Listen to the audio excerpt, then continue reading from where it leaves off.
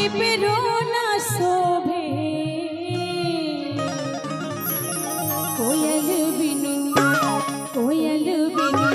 बगिया ना शोभे राजा कोयल बिनु बगिया ना शोभे राजा कोयल बिनु बगिया ना शोभे राजा कोयल बिनु बगिया ना शोभे राजा कोयल बिनु बगिया ना शोभे राजा कोयल बिनु बगिया ना शोभे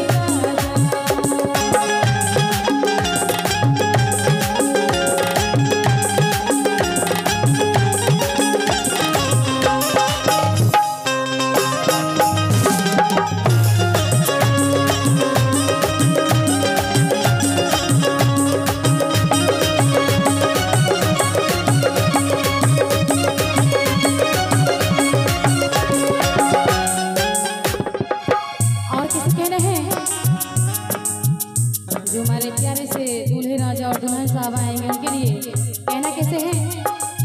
हो जिसे देख मेरा दिल धड़का वो मेरी जान तड़पती है। हो जिसे देख मेरा दिल धड़का वो मेरी जान तड़पती है। कोई जन्नत सी बहूर नहीं मेरे कॉलेज की एक लड़की है। कोई जन्नत